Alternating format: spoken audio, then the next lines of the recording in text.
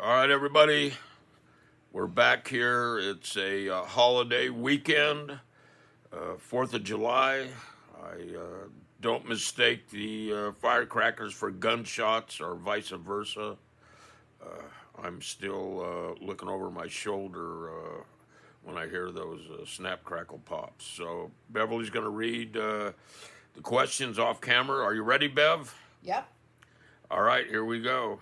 I'm going to read you these names, too, of the guys that wrote the questions, because some of them are just outrageous. Okay. Put out my fire with gas, 1877. Yeah, I Wants remember to him. know the opinion on shows like Sons of Anarchy. Well, you know, all these motorcycle shows, they're for entertainment. And I think that people have to keep that in mind. I know when I was going to my 2011 trial, the jury voir dire, I wrote up some of the questions, and one of the questions was, do you watch Sons of Anarchy? And if you do watch it, do you believe everything that's portrayed on screen? And then my additional question was, do you believe the president and vice president are privy on everything that happens? And, you know, what we were trying to do is I was trying to set up a possible retrial if I got found guilty. We would get something on appeal. You know, I hope that that answers your question. I mean, you know, you got to sift through this stuff. You know, it's entertainment. It's for fun. It's just like biker movies from the '60s and you know They were beyond a that. little wild. They were a little wild. The dialogue was wild.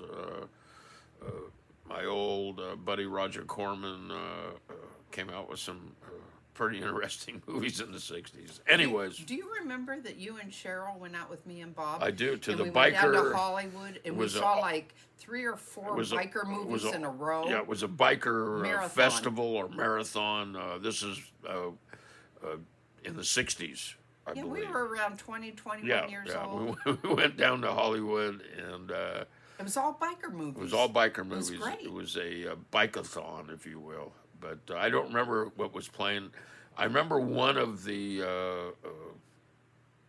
movies. I think they put the head on someone else's head. They planted on one of the other bikers, so the biker guy had 2 heads on it. I just remember we were waiting in line to get in there. There was a long line. It was in Hollywood. It was all. It was like an all-night thing. Yeah. Yeah. And Cheryl and I were standing behind you and Bob, and you were driving he was driving our little Volkswagen, and the line was in front of us. And We were leaving the alley. We were trying to get out. Yeah. And we're going, when the fuck are these people going to move? And you just said, step on it, and he stepped on the gas, and people went flying. We just went through it. It was like a cartoon. I was very cavalier in my youth. Anyways, that's what they get for I getting should in have our known. way. Look at now, I ended up marrying. Yeah, you wound up marrying me, huh? Poor Bob. He's And probably Cheryl thinking. are both spinning in Bob their and graves. Cheryl are up and above us, looking down and just going, "What the hell did those 2 guys doing together?" It's crazy. All right. Okay, Frederick fucking Chopin, 4522. Did you add the fucking, or is that? No, that's in That's his here. name. Okay, all right. Is it true the outlaw? Oh, Jesus. Is it true the outlaws ran a train on you and you liked it? No, that was a rumor that was going around for a while, and what actually happened was I was the conductor. I was the one orchestrating everything. Your mom was the actual train, but I don't know if she wants to discuss that with you or not. So Okay. that is, partially true, but I wasn't receiving. I was one of the givers at one time. Anyways. FXDIS 17. I heard Hell's Angels were out of Chicago area and just saw a member with a Chicago side rocker. So this gentleman heard the Chicago Hells Angels had regrouped somewhere else, but he saw somebody. And that happens. Somebody could have relatives there, have a girlfriend there. Somebody could be living there. And, I've been out of the club for a while. I don't know exactly where all the charters are. You know, they pop up here and they disappear and they pop up there and whatnot. The Hells Angels are pretty stable. When they get in an area, they like to stay there. So are they gone or not? I don't know. I'll tell you What's what I'll this do. with the side rocker mean? Side rocker on the side of his patch that said Chicago. But Oh, 'cause what I'm going to do is, next time I talk to the Outlaws, I talk to them every couple of weeks, and I have one particular individual. Him and I've developed a friendship over the years. I will ask him about it, and I'll come back at you in a few weeks. Okay? John Ralston wants to know, did you ever cross paths with Straight Satan's Danny DiCarlo?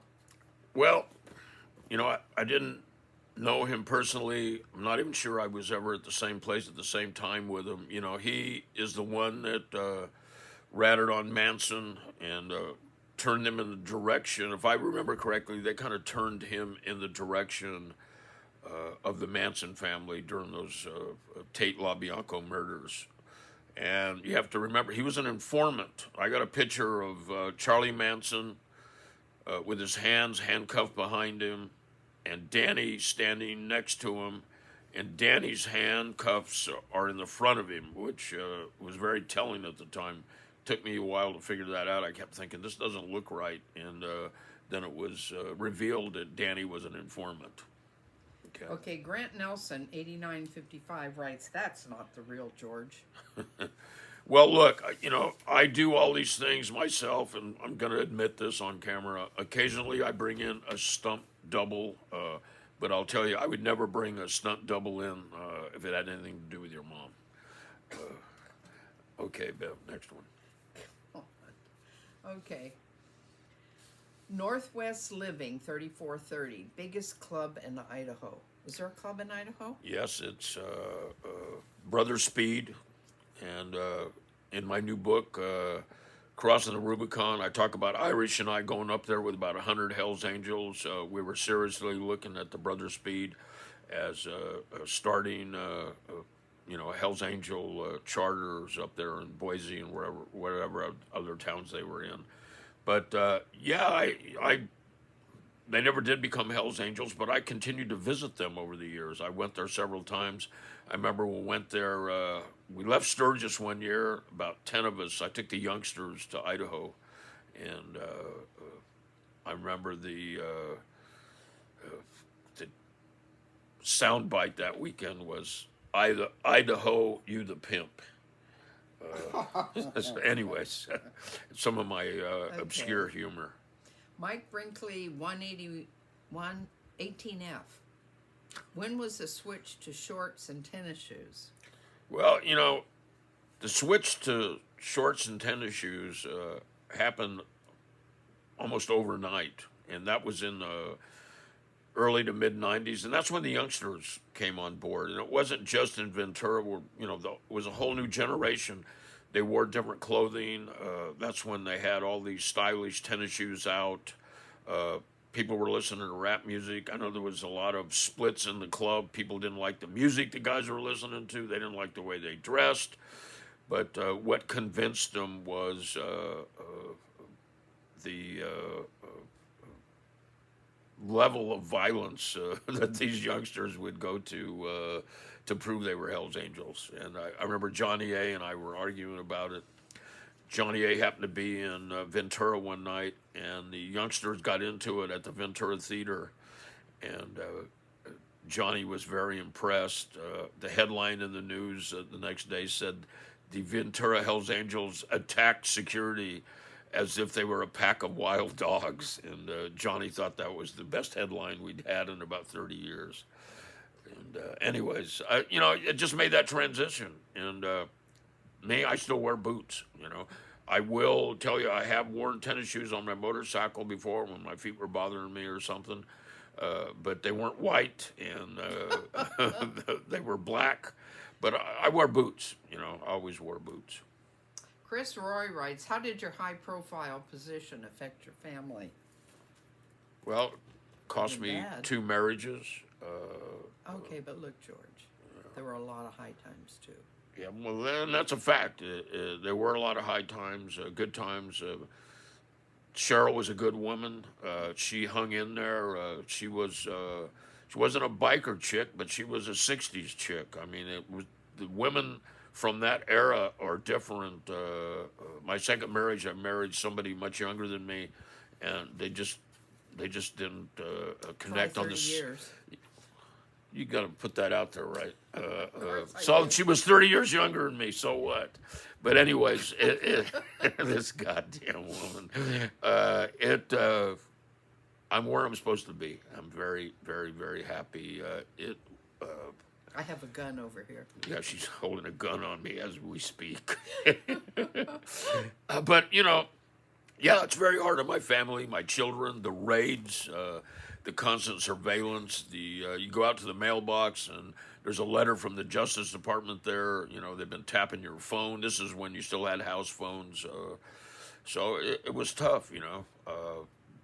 They tried to rope Cheryl into a 59 count racketeering case. I mean, she held her mud. They offered her $1 million and a new identity anywhere she wanted to go, and she turned them down. But I'm not sure they make them like that anymore. Nope. Anyways, VA Deuce says, can Hell's Angel be associated with any other clubs? the way I understand it and understood it, you could not be in another club. You couldn't be in a prison gang. Certainly, you could have friends. I had friends in different, prison institutions. We couldn't belong to another club, a car club, anything. I know Bonzi from New York, I believe, is. I don't know. They made a special exception. It doesn't affect me. I could care less. What he does. Okay, Springfield, Missouri Music, 5712 writes, have you had any interactions with Geraldo Rivera? In the late 80s, early 90s, Geraldo called me, and he wanted me to, was doing a lot of publicity. I carried the torch and got a lot of attention. I had slid through the cracks on the Tony Tate fiasco, and he wanted to interview me. Sonny was in prison, and I talked to him on the phone for about a half hour, and he told me, he promised me that he was the new Geraldo Rivera, integrity and honesty and reporting, and although I enjoyed talking to him, I didn't trust him as far as I could throw him, and I respectfully declined his request for an interview. Would I do it today? I'd probably do it today because I don't have to answer to anybody in the Hells Angels or anybody else. I just answer to my wife. And, but he's an interesting guy. He goes for the headlines. And, when I get interviewed, I like to have a little competition. That's why I like Mike Wallace so much on 60 Minutes. They make it challenging. And you got to go there paying attention to what's going on around you and where they're trying to lead you into the conversation. It's almost kind of like playing chess for me. Anyways, next one. The next one, this is interesting. Michael LaRoche, 3354, writes, put Bev on the Greyhound bus to Venice. What's his? Apparently, you're getting some hate mail now.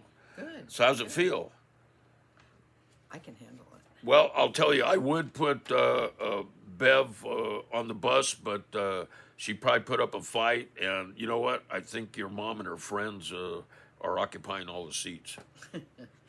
Okay, Siskiyou 6. As a correctional officer, I have never believed informants. Well, I think a lot of people in law enforcement don't believe them. I think they take the information they present. Maybe this individual never did, but they take the information that's presented to them, and then They use it if they need it. they use it if they need it, and it's good. It's I especially enjoyed reading that because law enforcement personnel shouldn't take that stuff to heart because. The informants have an agenda. They're trying to extract themselves from a problem they created for themselves. And they'll do it with lies or consider whatever. the source here. Yeah, absolutely. Okay. Okay, Matt, self-reliance. I miss my dad, T-Dub, and all the good times. Do you know this guy? T-Dub was a knight from Bakersfield, and then he became a Ventura Hells Angel. good guy. I got a funny story about him, Matt, and maybe you remember this. T Dub usually held his mud pretty good, but sometimes he'd get drinking and he'd really tie one on. And he was at the clubhouse Saturday night, like 11 o'clock at night, 11:30 at night, and the cops used to creep around the avenue like sharks in their cars, and waiting to pick up a drunk driving somebody leaving the clubhouse.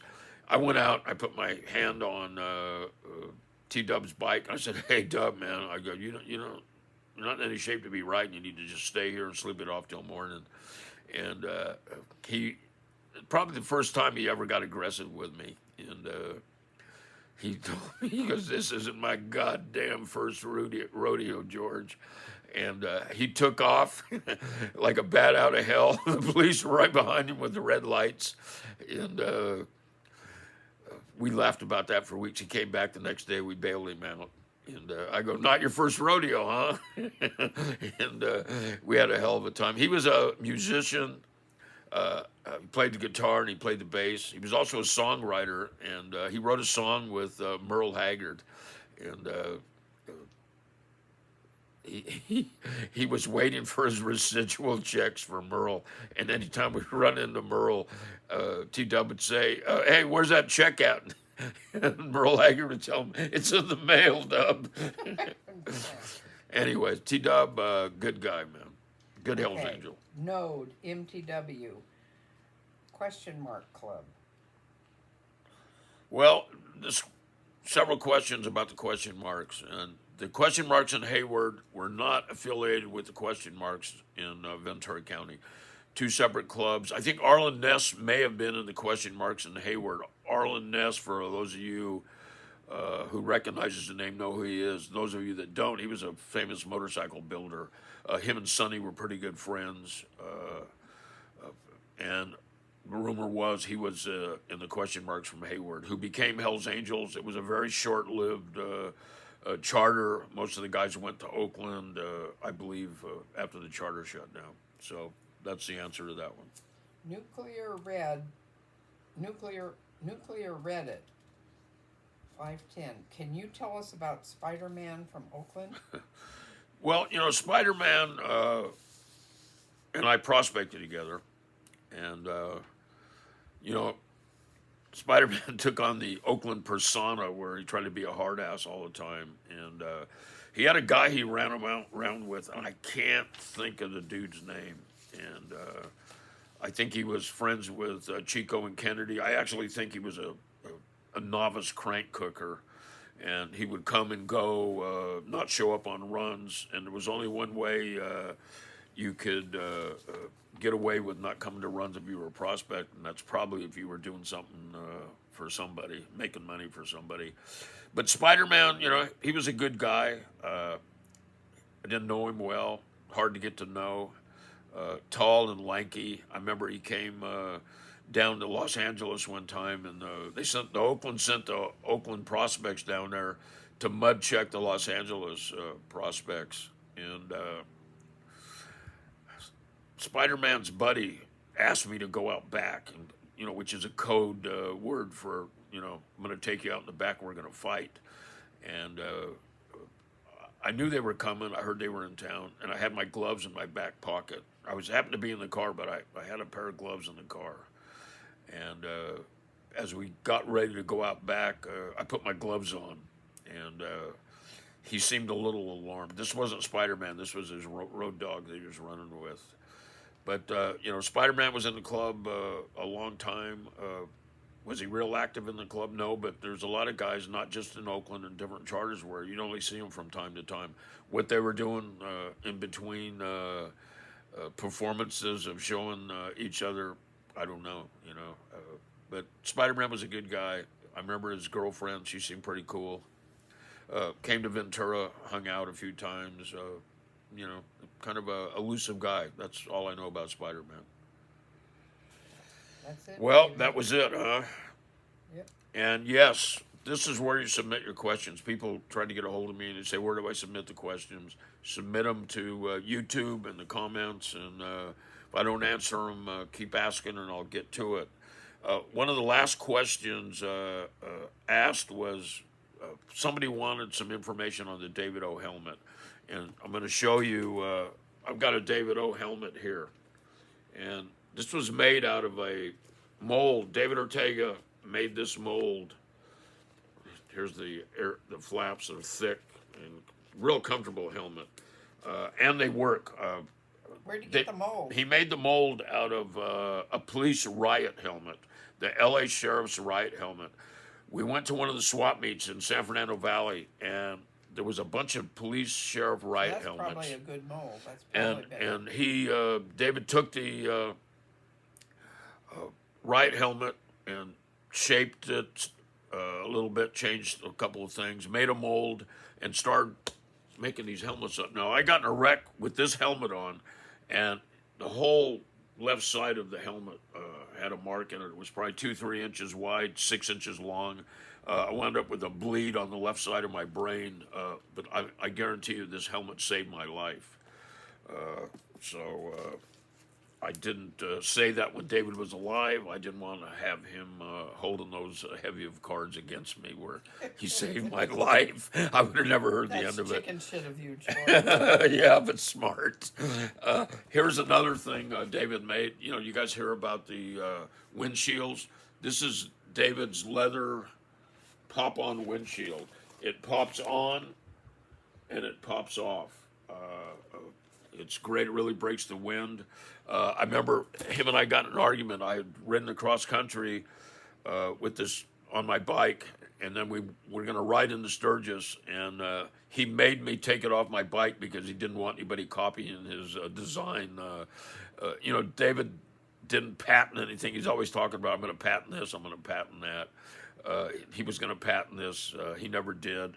Nobody would have copied it anyways. I saw a couple people try to make windshields similar to David's, and they just didn't have that artistic ability like he did. So that's some information on David Ortega's stuff. I've got some tough news I had to carry around with me today. I lost a really good friend of mine, and we go back several decades. He's an acting legend, Michael Madsen. He passed today at age 67. They're reporting that it perhaps was a heart attack. I don't know. I talked to his personal assistant this morning, and he found him, came in to wake him up, and Michael was gone. But, you know, this guy was a talented actor. He appeared in almost 350 movies. You know, my favorite roles were Mr. Blonde in Reservoir Dogs, when he's got that cop in the chair and he cuts his ear off and he does that little dance, Stuck in the Middle with You. And then Sonny Black in Danny Brasco. I mean, that was just an incredible role. To see him with Al Pacino and who was the young, good-looking guy in that movie? He was friends with Hunter Thompson. He had the famous divorce on TV. Him and his wife were fighting it out. Oh, Marvin? No. Marvin? No. This is a more modern guy. Anyways, Donnie Brasco, you all know who I'm talking about. This is old age setting, and this is what you guys have to look forward to. I'll remember as soon as I get off the air. Yeah. But, you know, of course, you got to keep Kill Bill in that top list. And I'll tell you, he was a stand-up guy. He was an outlaw in his own right. You know, he had a reputation in the movie business. And I'll tell you, when Sonny Barger put out the word for people in the acting industry to stay away from me, he's one of the guys that ignored the warnings. He just didn't give a fuck. You know, nobody told him what to do or how to do it. And when the Outlaw Chronicles, that kind of surprise hit on the History Channel I did back in the, 2015, 2016, you know, he came to the movie premiere. It was in Hollywood. There had been some threats, and, you know, we put the premiere on anyways. And I'll tell you, Michael was there with bells on, and we had a hell of a time.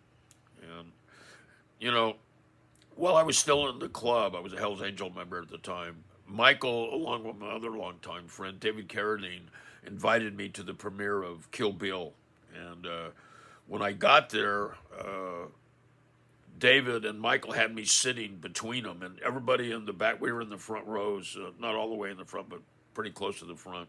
And so you had Michael Madsen on my right, David Carradine on my left, and I was in the center. And then I had my Hell's Angel patch on, and the movie suits, the producers, the money guys were shitting. They didn't want me down there. They said it was bad publicity, and they wanted David or Michael to kindly ask me to leave, and they said they would leave if I left. And that's kind of stand-up guy he was. He didn't give a shit. David Carradine was the same way. They basically told the movie suits to stuff it. And I got a lot of stories about David. I'm happy he showed up here for Christmas with Beverly and I and our family. And he was a real brother, man. And he was a handful. I'll tell you that when he was on a party roll, right, Bev? He was going to take the house apart. He was going to take the house apart, and he was just having a good time, and he fit right in with everybody in our family. But I'll tell you, I got a great story about him, and I'm going to close with this story. But in the late '90s, he was right at the top of his game. I had invited him and Chad McQueen and some other people, stuntmen and other actors and whatnot, to come up to Ventura. We were having a swap meet up in Ventura. And one of the young guys and I were sitting in the T-shirt booth. Now, I didn't tell anybody I had invited anybody to the swap meet because, I didn't know if they were going to show or not. But I got this young member sitting next to me, a smart-ass guy, and like a lot of young Hells Angels. Nothing wrong with that. I'm not condemning it. But Michael and Chad McQueen come walking into the swap meet, and this member standing next to me, he nudges me with his elbow, and he goes, "Look at that." He goes, "Look at that asshole. He thinks he's Michael Madsen." And I nudged him back and I said, "That asshole is Michael Madsen." And then Michael came up to the swap meet. The guy was all embarrassed and he kept looking at me like, "God damn it, George, don't say anything." And we had a hell of a time at the swap meet, and we all went over to the clubhouse, and the guys were popping wheelies, had a big party over there. And Chad was there, and of course Michael. I had a completely different show set out, and I got the word this morning when I was on my walk that Michael had passed.